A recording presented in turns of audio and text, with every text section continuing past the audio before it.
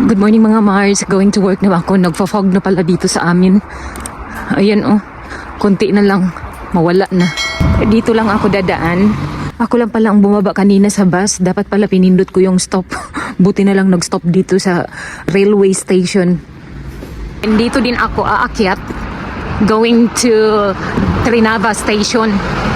Pinapahirapan ko ang aking sarili. Ang ganda ng exercise ko early in the morning. Stairs na kaagad. Then mamaya lakad.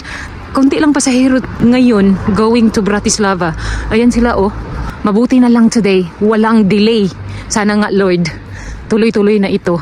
Yan po pala ang train na going to Bratislava. Nadilid sila ng 5 minutes.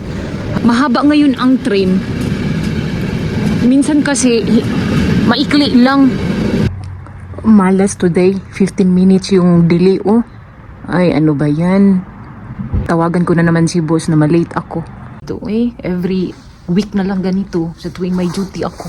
Panay ang delay. Okay lang naman kasi may blanket akong dala. Katingin nga yung mga estudyante kanina ba? Siguro naisip nila wala pang ang winter eh. Ganito ng suot mo. Ay palibasa naman kasi mag-aantay ako ng more than 30 minutes na instead na 20 dahil sa 15 minutes na late. Kulang na lang nito gloves. Thanks God nakarating ako dito sa Trinava. Going to work na ako. Kaya lang kahit anong takbo ko, hindi ako makahabol ng 9 o'clock. Siguro nasa 9:20 na ako maka-duty nito. Naglalakad pa lang ako. Nakakabwisit na talaga ang train ba. 30 minutes ang late. Hindi ko na maintindihan to. Pagod na ako sa kakalakad. Hindi na madala sa lakad kundi itakbo ko na to. Nakakabwisit talaga tong transportation dito. Uy!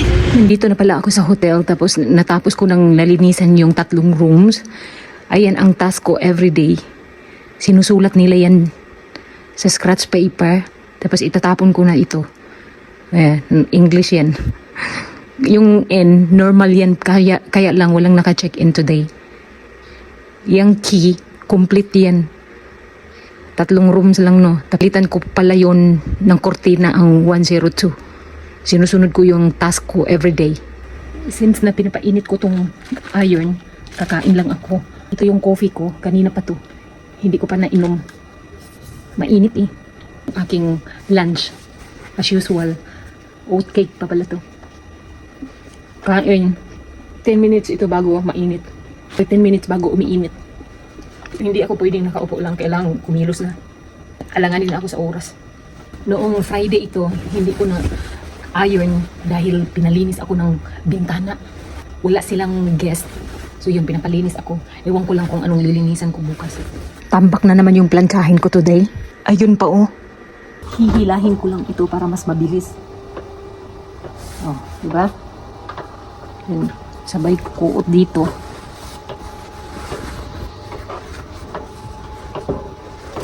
Ganito pala yung mabilisan at tinamad tayo. Importante dito sa gitna. Hayaan mo na yan eh. Minsan nga may nailagay ako doon sa bed na ang daming wrinkles. Sabi nila okay lang daw yun. Bahala sila. Ang nagmamayari naman ang nagsabi eh.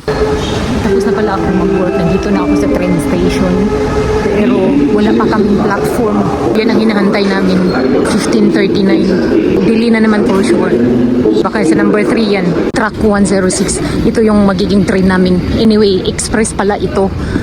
Itong ginamit nila dahil umuwi sa General Santos City yung dati naming train. Char lang. Yung train namin.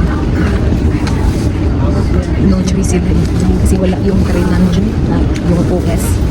Free wifi to. Dahil mo yun, social yung train na sinakyan namin today. Kung baga no choice na yung driver at saka conductor. Akala ko late na ako sa bus. May 10 minutes pa akong natitira. Hindi pa nga nag-open yung bus. Nakakainis talaga ang transportation dito sa Slovakia. Sa totoo lang. Ilang beses na itong delay. Kaya panay ang late ko, ang sakit na ng aking mga binti sa kakalakad ng mabilisan para habulin lang yung time ko sa work.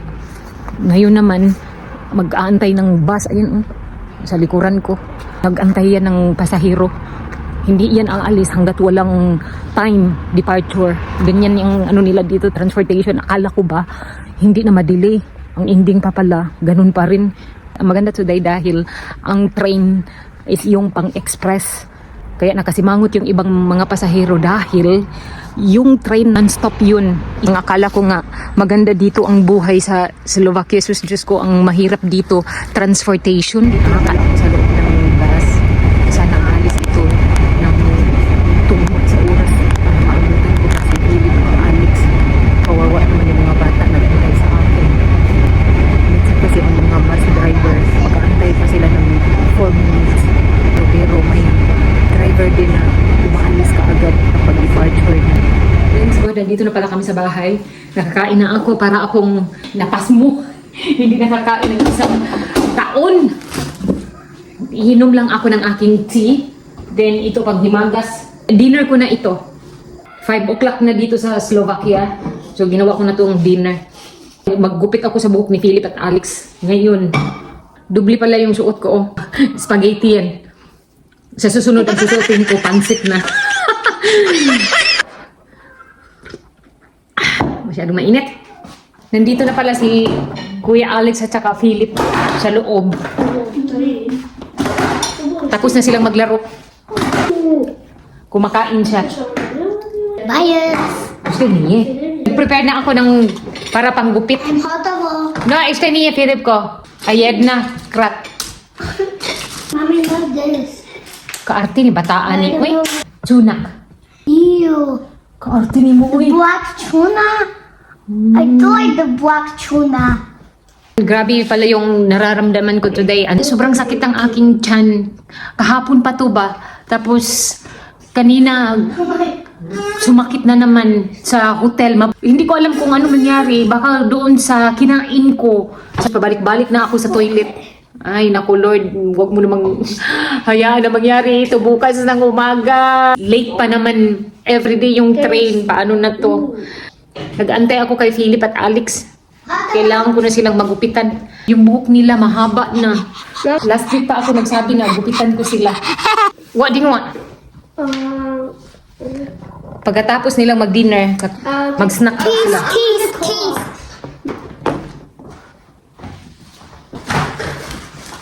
Wait, ate ito. Sladké alebo hnusné? Точно sú hnusné. A to je sladké. Dobre. Gutom pa si Kuya Alex. Dala pala niya yan. Galing doon sa kanyang classmate's birthday. No. Ito pala galing sa pinsan nila kahapon. My birthday. Ito pala yung kulats na ginawa ko kahapon. Yung the rest, galing kay sister-in-law yan. Ayaw ni Philip at Alex dahil hindi chocolate.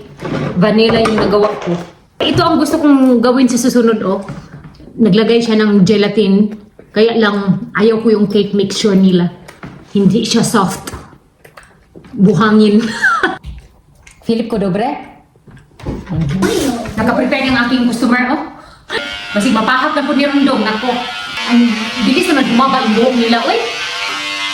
Ano? Natapos na si Philip, si Kuya Alex na naman. Dito ako nahihirapan kay Kuya Alex. Sa biig pa lang niya, wala na. Nantok na si Kuya.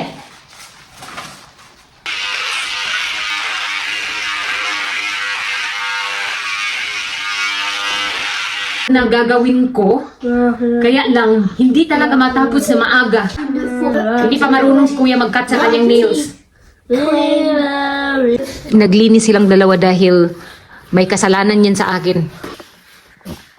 Sinabihan ko yan si Kuya Alex na hindi kami gagawa ng assignment niya. Naging mabait lang kapag ako'y galit na.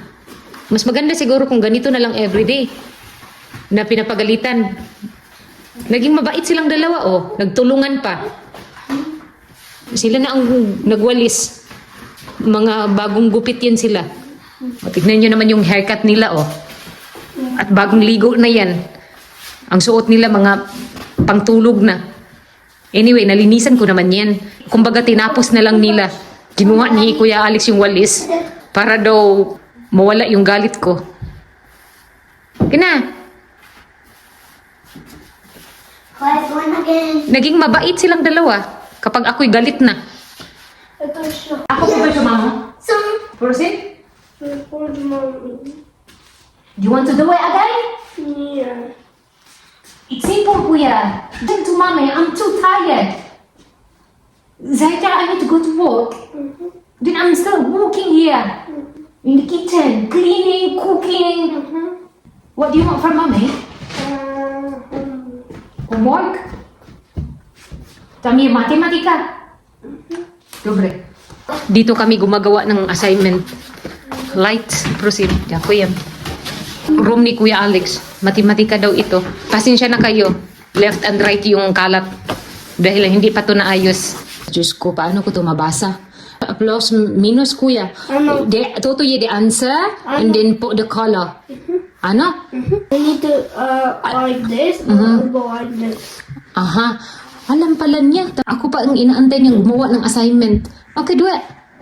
And this too. Oh, yes? Yeah? This is easy. Aha. You can just 1, 2, 3, 4. Aha, missing number. Ano? First, Toto. Kailangan lang pala niya ako sa tabi niya eh. Ginamit na niya yung mahiwagang mga kamay. Kaya mo yan, Dudong. Players.